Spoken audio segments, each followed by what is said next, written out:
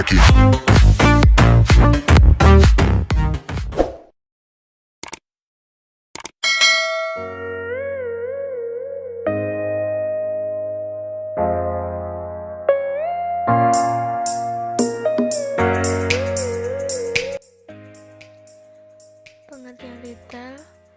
Pengertian bisnis retail ini adalah sebuah usaha yang menyalurkan barang atau jasa kepada pengguna akhir.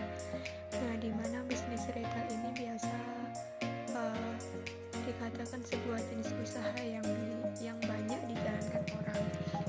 Saya di sini memilih toko retail Firdaus Aksesoris untuk objek saya karena toko itu termasuk sebuah usaha yang menyalurkan barangnya langsung kepada pengguna akhir.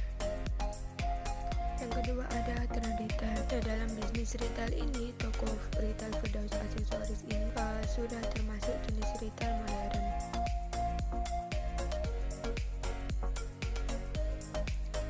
Lalu yang ketiga ada saluran distribusi. Saluran distribusi ini menentukan perusahaan untuk mendistribusikan atau memberikan barang atau layanan dari produsen kepada konsumennya. Lalu yang keempat ada proses keputusan pembelian. Dalam proses pengambilan keputusan yang dilakukan dalam toko retail ini, pembeliannya sangat mencangkup penentuan apa yang akan dibeli atau tidaknya, dengan dapat melihat, menganalisa, atau pengenalan kebutuhan dan keinginan konsumen. Nah, mulai dari pencarian informasi, mempertimbangkan jenis produk, bentuk produk, merek, kuantitas, sampai dengan waktu pembayaran.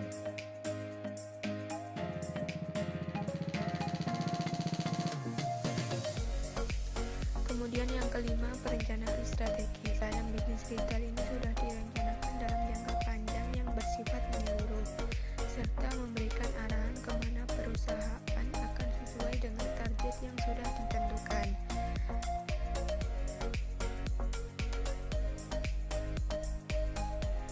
Yang keenam ada lokasi retail. Nah, pemilihan lokasi retail ini sangat strategis sekali. Lokasi yang dipilih oleh toko aksesoris. Lokasi toko aksesoris ini berletak di daerah Kecamatan Selopuro dekat pasar yang berada di Kecamatan Selopuro.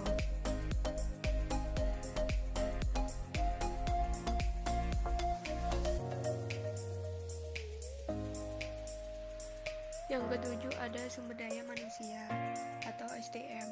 Nah, SDM yang ditetapkan di toko retail ini merancang berbagai sistem formal dalam bisnis retail yang berfungsi untuk menjaga agar pengguna bakat dan minat manusia itu dapat digunakan untuk mencapai tujuan bisnis retail tersebut secara efektif. Yang ke-8, perencanaan barang dagangan.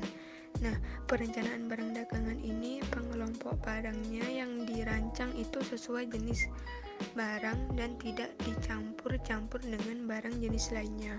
Nah, perencanaan barang dagangan yang dilakukan toko aksesoris ini yang pertama melakukan proses mengorganisasikan pembelian berdasarkan kategori.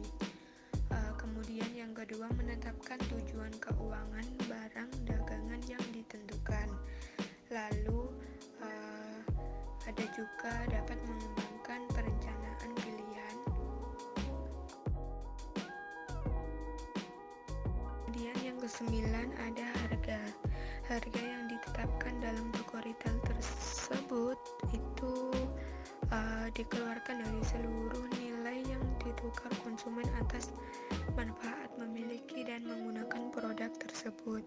Nah, dalam keputusan penetapan harga di toko retail ini dilakukan saat pelanggan cenderung mencari nilai barang pada saat mereka membeli barang.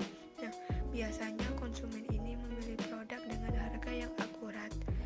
Nah, karena di toko retail Firdaus Aksesoris ini menyediakan berbagai harga yang sesuai untuk konsumennya, mulai dari harga yang murah sesuai budget konsumen sampai dengan yang mahal di toko aksesoris retail ini juga menyediakan.